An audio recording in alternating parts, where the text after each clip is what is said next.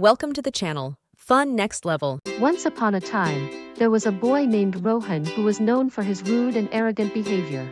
He never said thank you to anyone, not even for the smallest favors or acts of kindness. Whether it was his friends helping him with homework, his teacher explaining something extra in class, or even his mother serving him food, Rohan took everything for granted. He was always negative, often complaining about things instead of appreciating them. This made him difficult to be around, and over time, his friends began to distance themselves from him. Rohan's mother, Mrs. Mehta, was a kind and gentle woman who had always taught him good manners, but somehow, Rohan ignored these lessons. One day, she noticed his behavior had gotten worse. He had rudely refused to help a neighbor who had asked for a small favor and didn't even thank his teacher when she gave him extra time on an assignment. This worried Mrs. Mehta deeply. That evening, after dinner, she decided it was time to have a talk with him. Rohan, I've noticed that you've been very unhappy lately, and I think it has something to do with the way you treat others. Do you ever wonder why your friends don't want to play with you anymore? Do you remember the story of the magic words I used to tell you when you were little? Magic words? Yes. The magic words are thank you and please. These words may seem small, but they hold a great deal of power.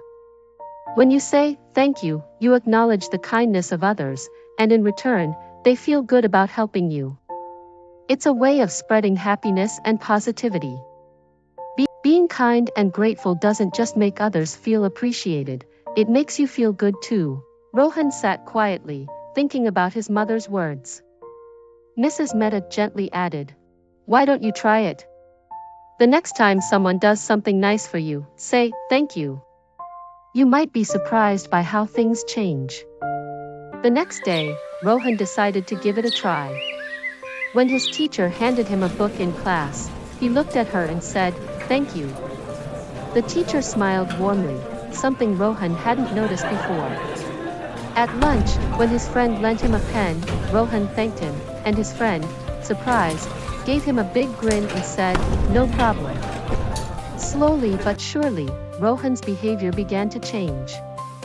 The more he said thank you and showed kindness, the more positive he felt. He noticed that people were friendlier to him, and he started enjoying the company of others again. His complaints decreased, and he began to appreciate the little things in life. Weeks later, Mrs. Mehta noticed a new light in Rohan's eyes. He had discovered the magic of kindness and gratitude. And from then on, the words, "thank you," were never far from his lips.